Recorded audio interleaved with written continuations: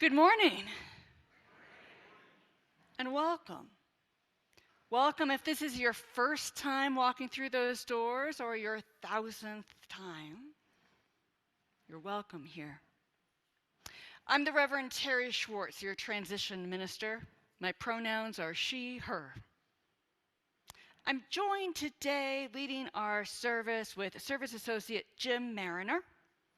And today's music is provided by our fellowship choir, joined by Aaron Patterson on cello, Deborah Mensch on a big old drum, Julie Morris and Tad Karayath on piano, and our song leader today is Mary Stackpole. Today's tech team is Stephanie Tooley, Scott Humans, and Deborah Mensch. Thank you all for making this possible. Now take a big breath. You made it. You made it past the red light. The hardest part is getting here. And look around you.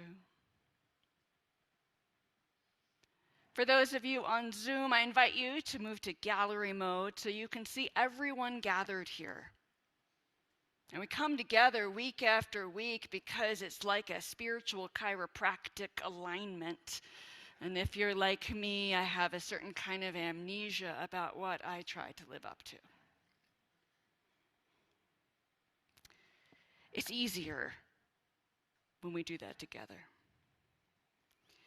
As I offer our words of welcome, hold these good people gathered with you in your heart. Hold those good people in your community and your family, your loved ones, and your circle of connections. Hold them too, as they hold you in yours. You all are welcome here today in the beauty of languages, cultures, skin tones, shapes and sizes, gifts and challenges, all that makes you, you, even the stuff you may not like, that's welcome here too. All of you is welcome here. In all the ways you experience and express gender, you are welcome here. And the beauty that is who you love and how you love, you are welcome here. And all the ways you make your living, all the places you're from, you are welcome here. With all of the traditions that inform your spiritual life, your culture, you are welcome here.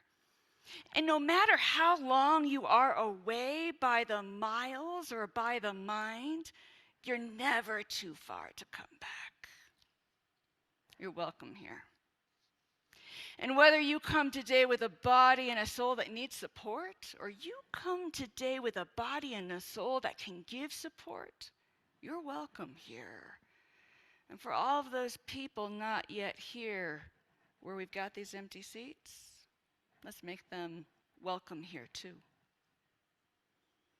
So join together with a curious mind, a loving heart, and a willing spirit.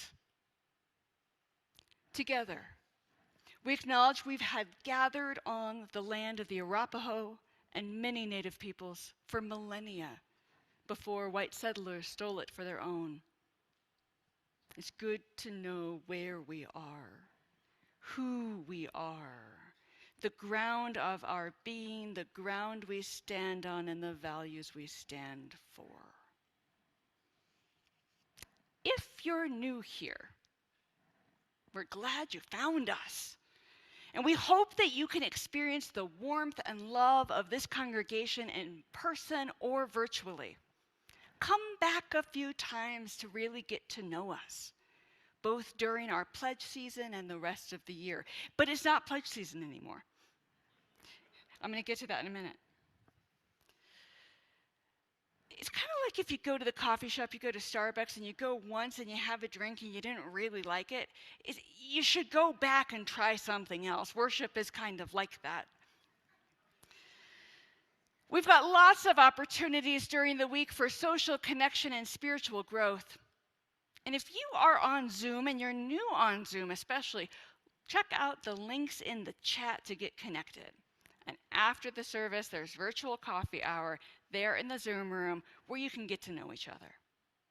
For those of you here in the fellowship, stop by the welcome table if you're new. Hell, if you're not new, stop by the welcome table and say hi to old friends. You can learn more about the fellowship even if you've been here 100 times. You can also scan the QR code in the back of your hymnal, which is pretty nifty. After the service, we have a class. This is the Inquirer series, and they will be offering information on UU principles, history, and values. And there's always more to learn, and it's a good crew. So after you have a stretch break, grab some coffee. Everyone is welcome. You don't need to be new.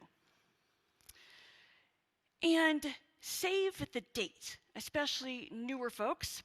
On April 27th, 2 weeks from now, from 9, on a Saturday, so almost 2 weeks, from 9 to noon, the Inquirer series will offer its final session for this unit, Path to Membership. And you'll learn all sorts of things about becoming a member here at the fellowship. And if you're new and exploring, come. If you're a UU from another congregation or from decades ago, come. If you've been attending a while and you're kind of curious and you're not really sure if this is for you, come. I'll be there. We can chat. We'll learn stuff together. You can sign up at the welcome table or online through Connections Weekly. That's the email newsletter. If any of you don't get it, they'll hook you up at the welcome table. I didn't bring my water. My soul and body is thirsty. So last thing I want to add is, I think this is old news, but y'all realize you exceeded your pledge goal? Yeah.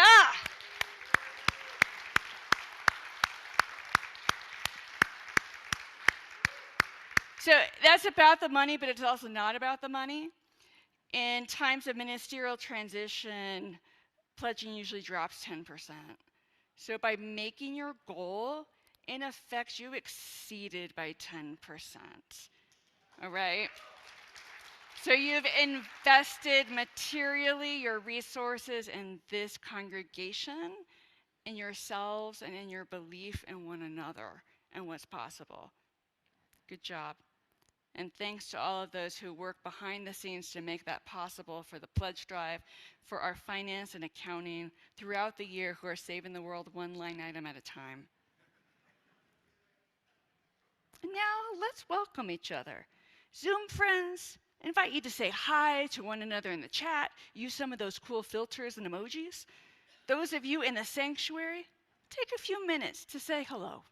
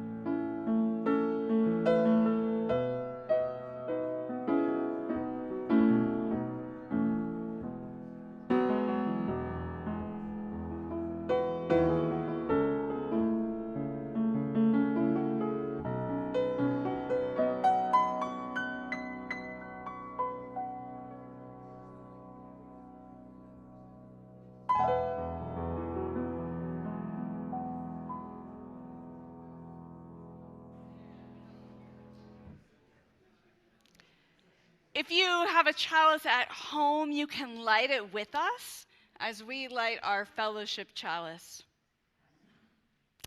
I invite you all to join me in our chalice lighting words.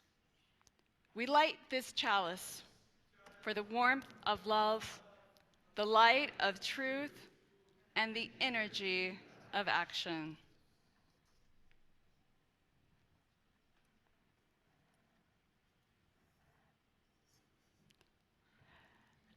As I ring this bowl once more, I invite you to follow that sound into the silence as you let your own breath breathe you and be here in the four corners of this room. Let it all stay outside those doors so it needs to.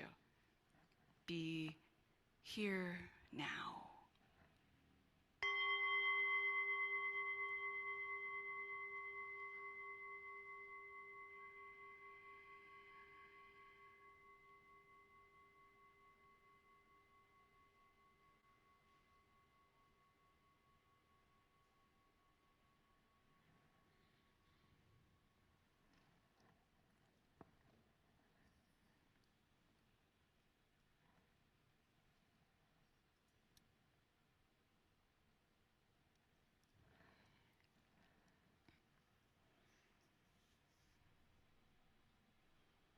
On the Day of the Eclipse by Elisa Bell, a winner of the 2024 Indiana Eclipse Poetry Contest. Let the carpenter turn from the nail. Let the boater lift his sunglasses. The teacher settle the children on the grass. Let the farmer kill the plow's engine. The minister unbow from prayers. The cars slip onto the shoulder. The drivers roll down the windows and wait. The offices spill people to the sidewalk.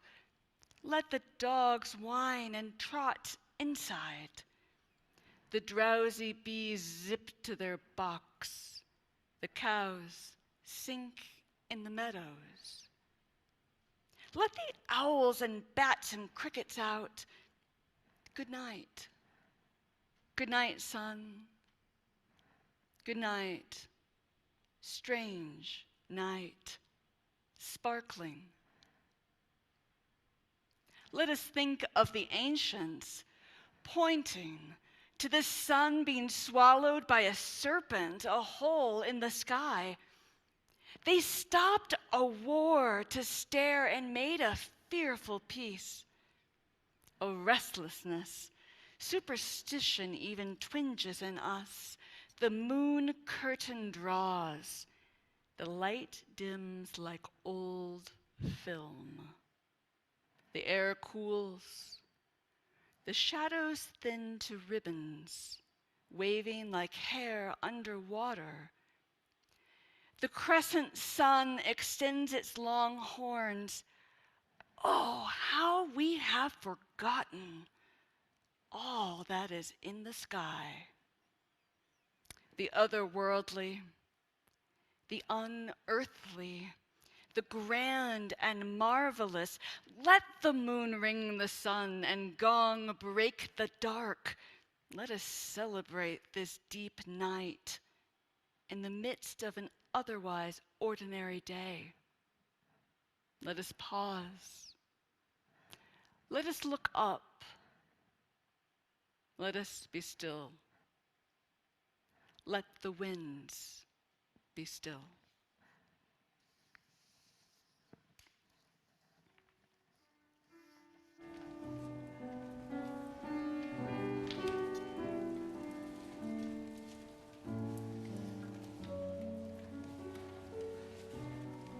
We're going to sing together from our gray hymnal, number 83, Winds Be Still.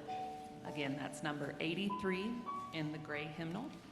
You're invited to rise in body or in spirit.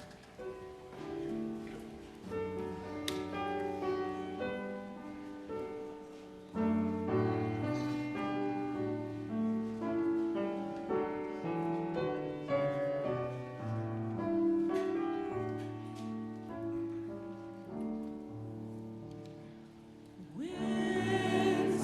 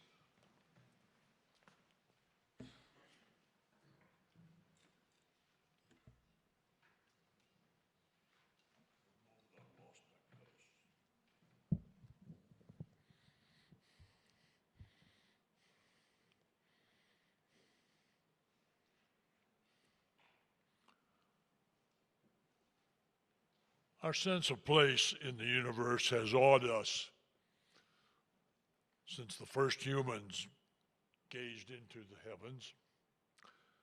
From the regularity of common events like day and night to less common, uncommon in fact, uncommon events like eclipses and comets, we have come to see ourselves as part of something bigger.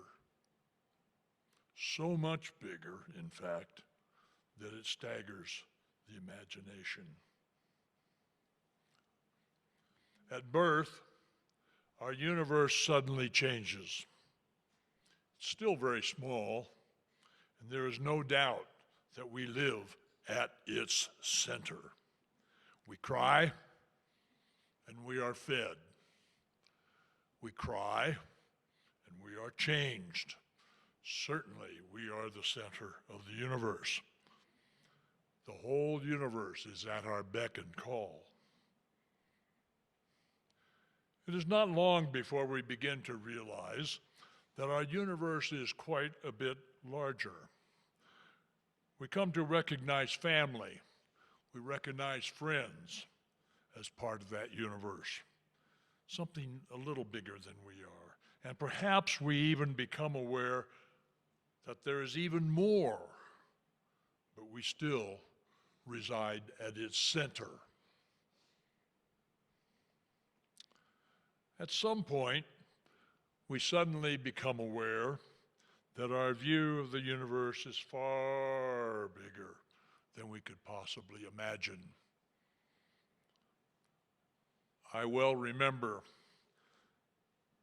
my epiphany about that. I must have been something like 8 or 9 years old, and I was at a family gathering on a farm in southeast Kansas with lots of elderly aunts and uncles, as well as Ruth, a special cousin of my father's. I guess that makes me a cousin also of some kind. And at the time, I didn't even know what aunts and uncles were, or cousins, only that they were family.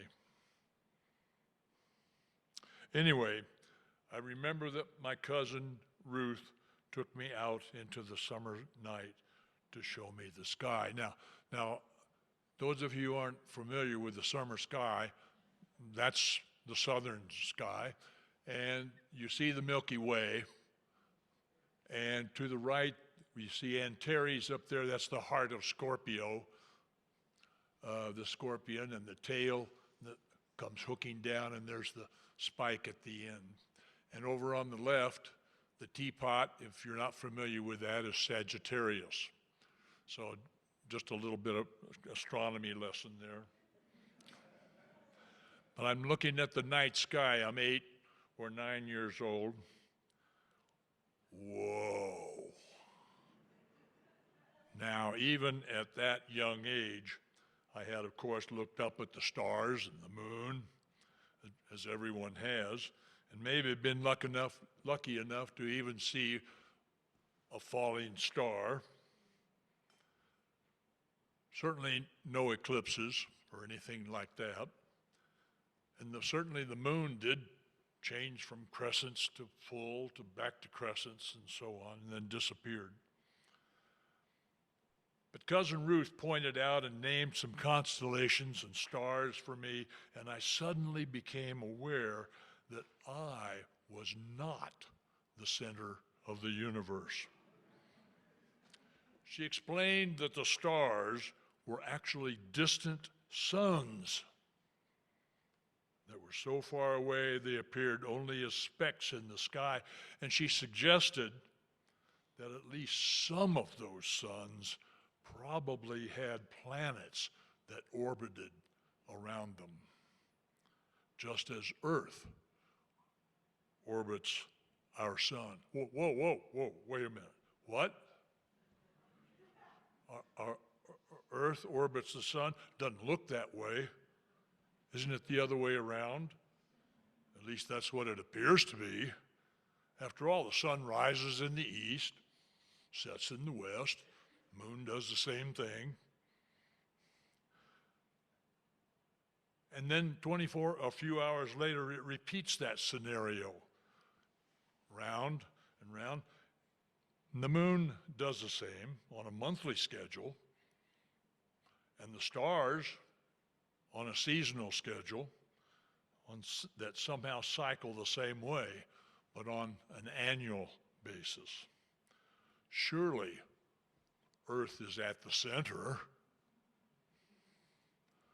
But the second century Alexandrian mathematician, astronomy lesson here. The second century Alexandrian mathematician and astronomer Claudius Ptolemy even built a model centered on Earth that depicted the movement of the moon, the sun, the known planets. And the model was able to predict with extreme accuracy events such as eclipses and when the seasons change and so on. And his model dominated thought until the 15th century, when Nicolaus Copernicus upset the apple cart. His notion that our solar system was centered on the sun, not Earth. Of course, people didn't like that point of view. And we all know about Galileo, the man who first turned the telescope to the heavens and discovered the Milky Way was actually composed of stars, not a creamy substance flying through the sky. But he provided ultimately the proof that the sun was the center of the solar system. But he provided the proof that Copernicus did not have. Now we know that our solar system occupies a very small portion of the arms of a galaxy that contain, in Carl Sagan's words, billions and billions of stars. So each galaxy contains billions of stars. And not only that, there are billions and billions of galaxies. And later, we find that it might even be trillions and trillions. Surely, we are not alone in the vastness of the universe. The universe is not centered on you or me. It is not centered on Earth or even our little spot in the Milky Way galaxy. We are part of something bigger, much bigger, and we are all connected by the matter and forces of nature. The butterfly effect, a term first coined in the 1960s, is the idea that any small, seemingly trivial event may ultimately result in something with much larger consequences. In short, all things are connected. Everything we do or say has an effect, whether we are aware of that effect or not. We don't have to think in terms of galaxies, only in terms of our own little universe. Even the little ripples that we might make in our own little universe are part of a bigger picture that we might not be able to imagine. In fact, the concept staggers the imagination.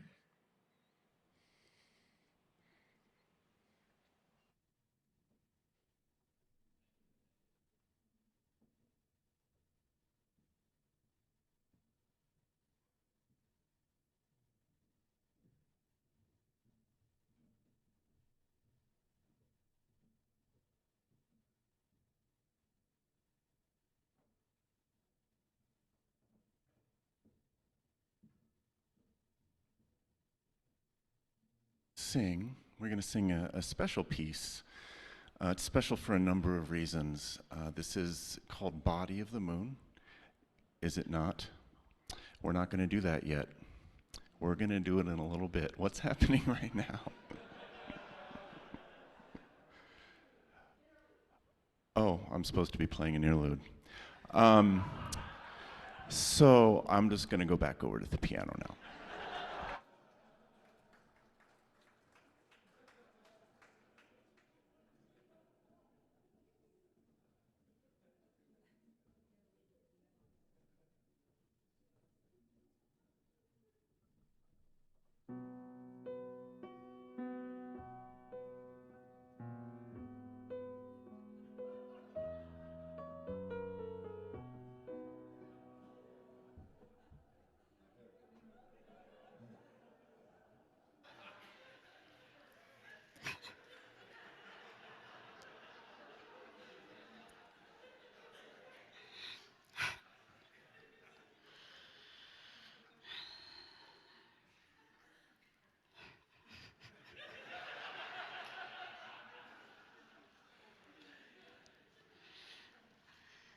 The study of sky, stars, and space. What is astronomy? Okay, 500.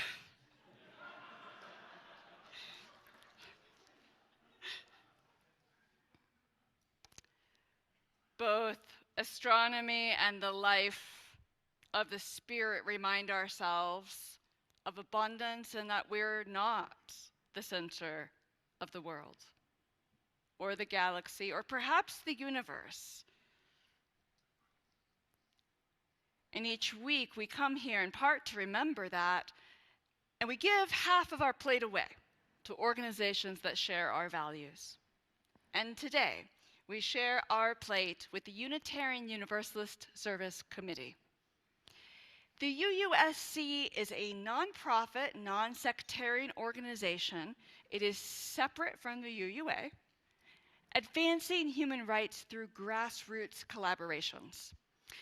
They started in 1939 when the Reverend Waitzel and Martha Sharp took extraordinary risks to help refugees escape Nazi persecution in Europe. And a little fun historical sidebar for you all. Our flaming chalice, that goes way back by a dotted line in history to indigenous European pagan traditions, and then the Christian communion cup, the flame of the Holy Spirit. But they needed a symbol for the underground rescuing of refugees, and they needed it to look official. And so they created the flaming chalice, and it was the insignia they would show. So you knew we're safe. So remember that. And you know you're safe. And you're on the path to be free. So for more than 80 years, the UUSC has worked for international justice, climate and disaster justice, and migration justice. And they really put the people who are on those front lines, their voices and their needs front and center. And they work with them on the front lines across the world. So I ask you to share generously today by texting your donation to the number on the screen.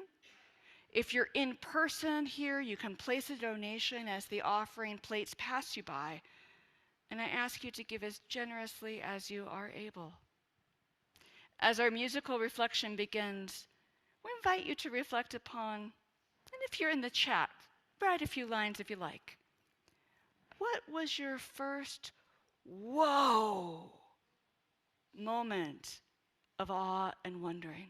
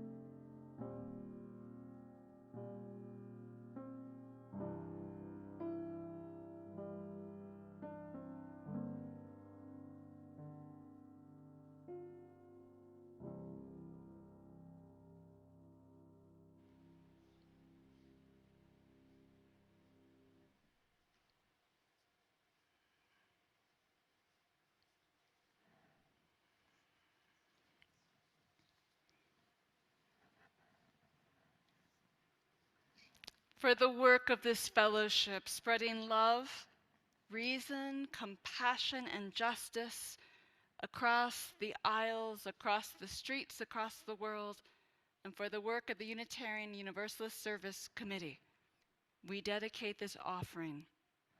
Thank you.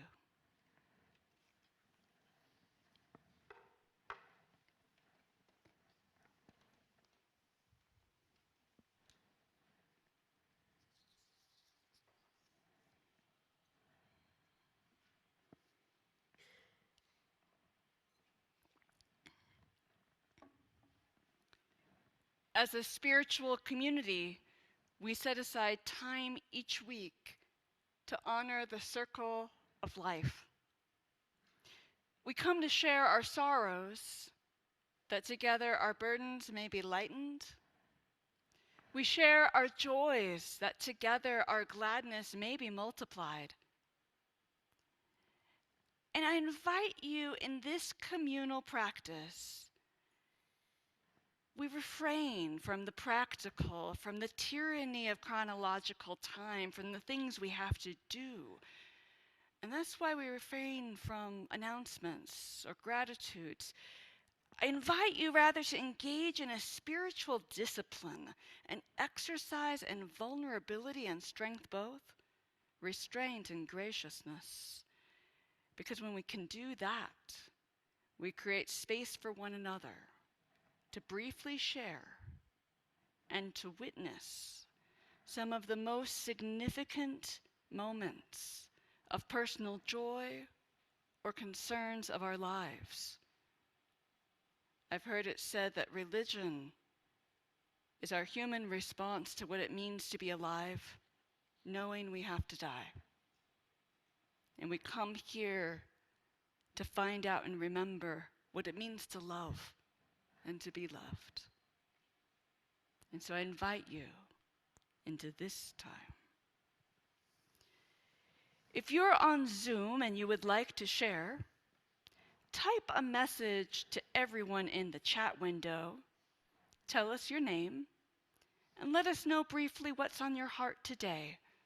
And I'll read what you share to everyone gathered, and Jim will add a stone to our shared waters on your behalf.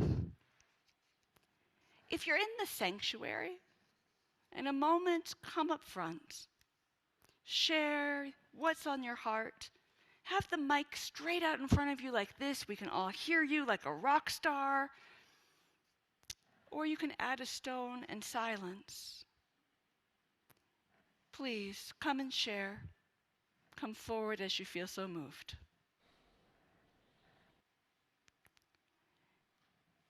In this morning, in this time, let us hold in our hearts those of us who grieve what and who was and what never will be. Let us hold in our hearts the young, from the littlest among us whose feet don't yet touch the floor, to those finding their way in young adulthood and those young at heart. For those finding love and life. For those facing financial and food insecurity. For those people facing violence, whether that's across the street, across the world, or in their own home. For our neighbors in prison.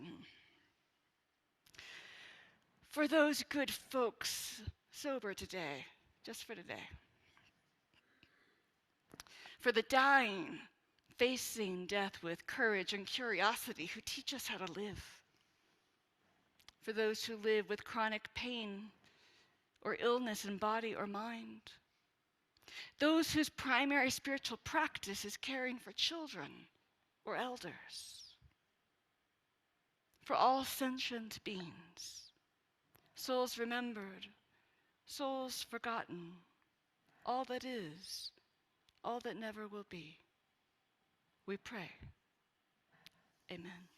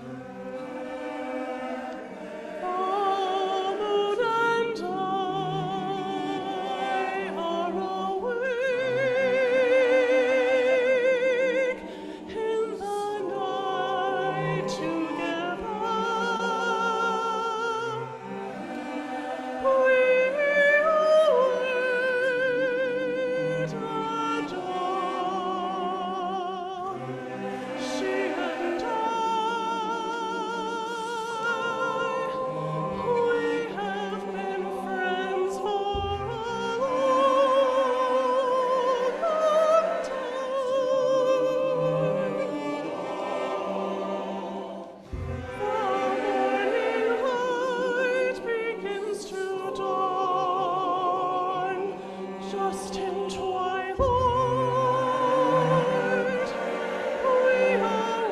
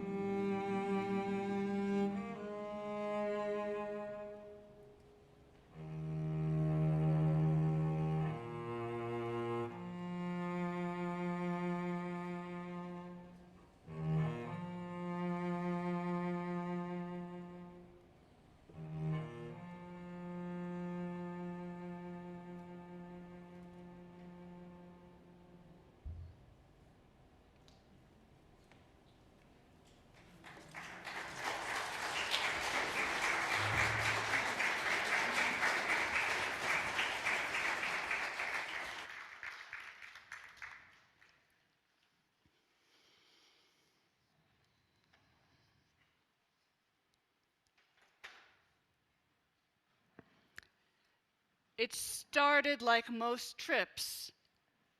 I headed out to the car about 20 minutes later than I expected. At which point I found my car battery was dead. I found two kind strangers to help jumpstart my car. It was a three-person job. You see, one of us had to hold up the hood while the wild winds last weekend gusted up to 45 miles an hour. My faithful Subaru, having moved to Colorado 2.5 years ago, my faithful Subaru state car rose to its first significant challenge. The next challenge was driving to the airport in high winds, now already an hour late. Winds Be Still was an even more appropriate hymn choice today than we could have possibly known. 1 week ago, my family and I took a pilgrimage.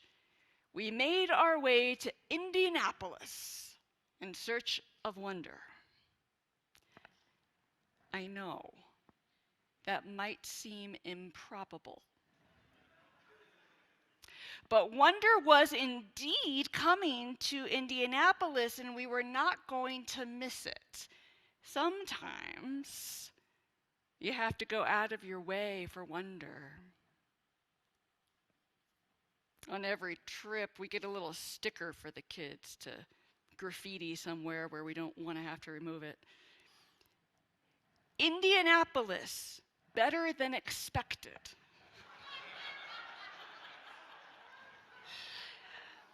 That Midwestern prophecy proved true. One car painted in their rear window, totality or bust.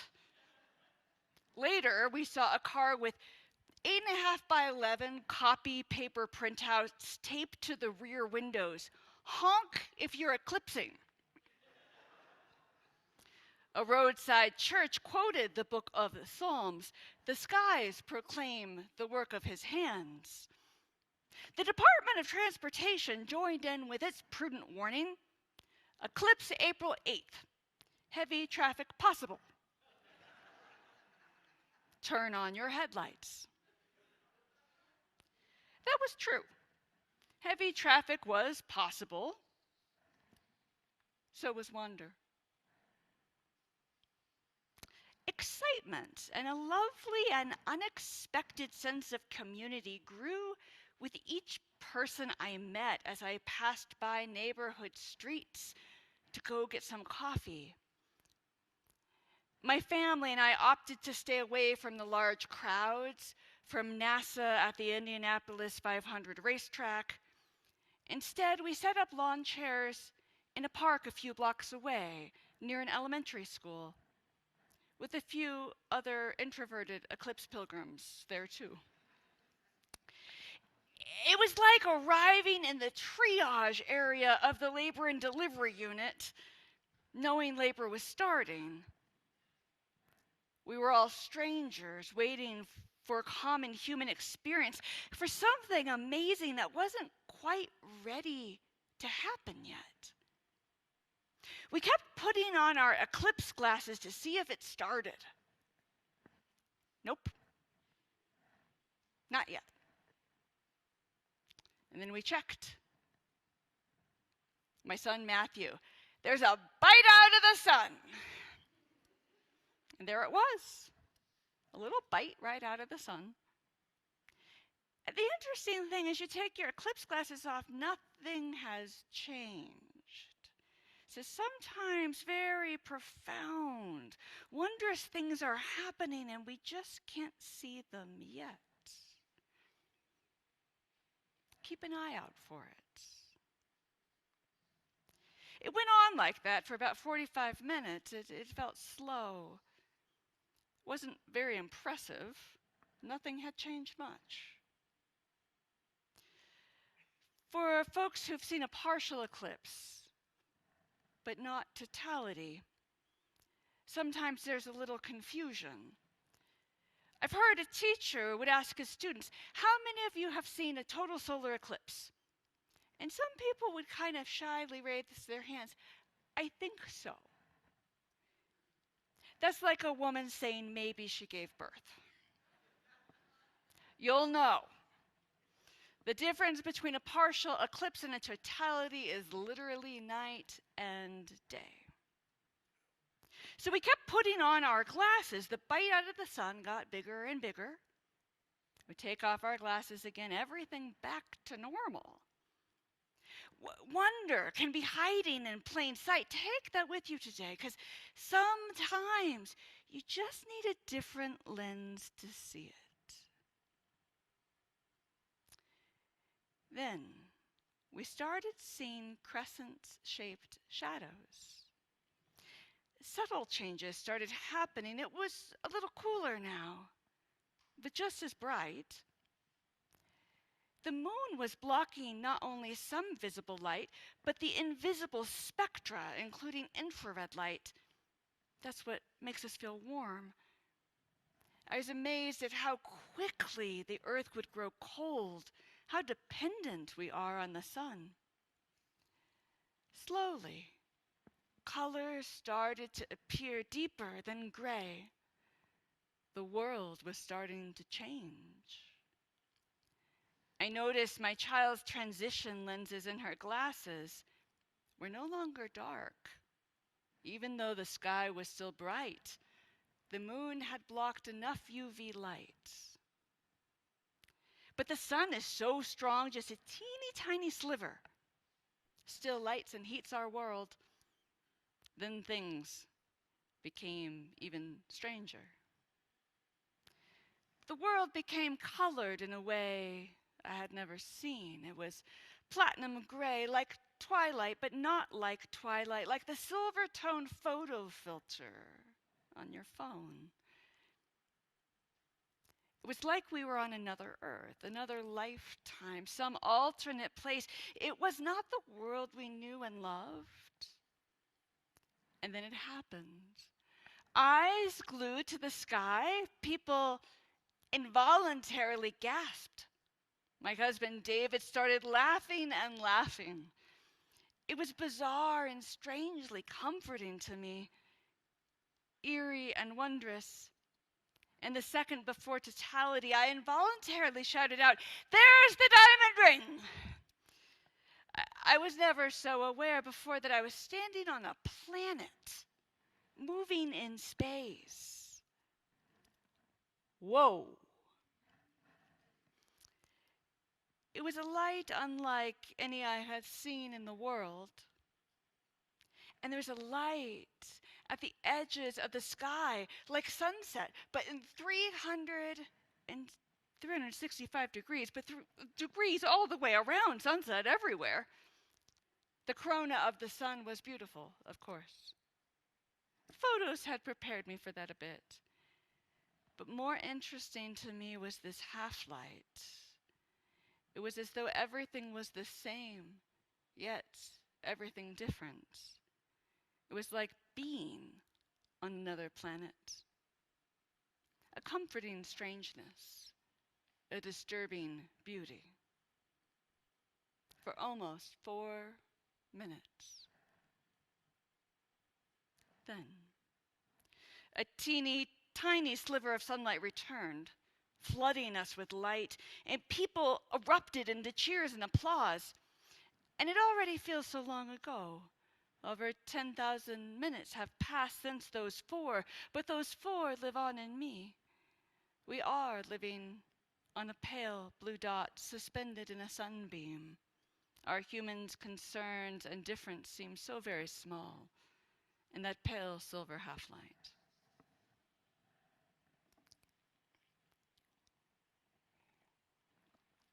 Our Unitarian Universalist faith draws upon the direct experience of transcending mystery and wonder, as well as humanist teachings which counsel us to heed the guidance of reasons and the results of science.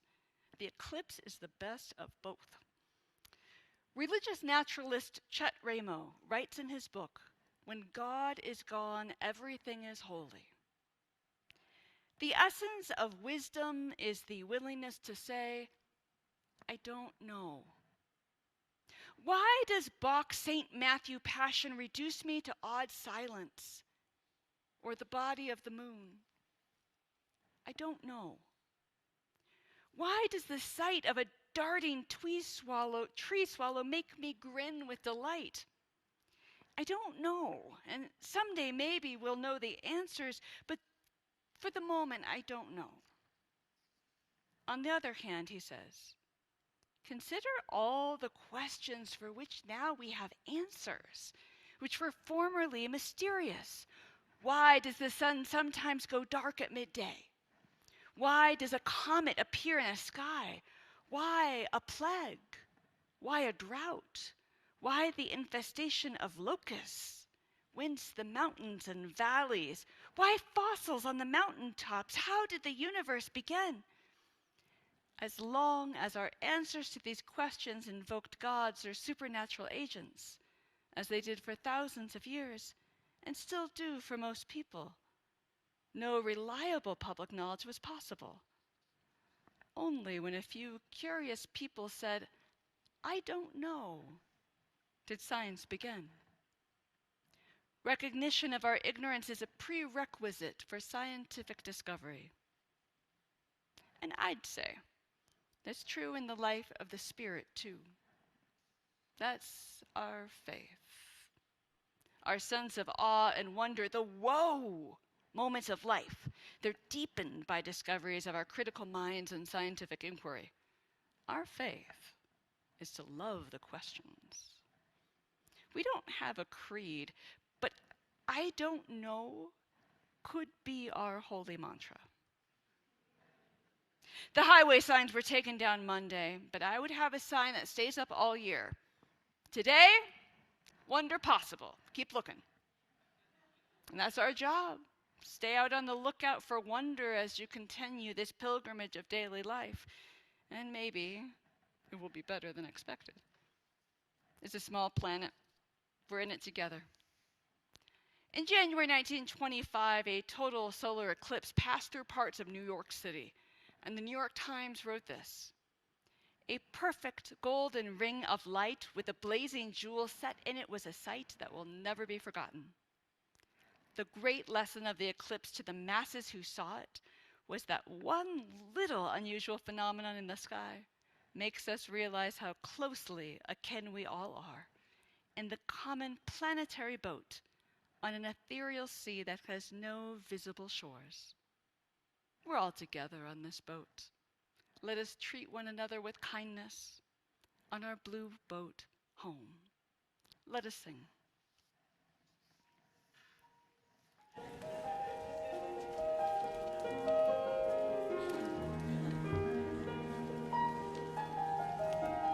I'm guessing you know what song we're about to sing. It's number 1064 in the Teal hymnal, Blue Boat Home. Please rise in the body or spirit.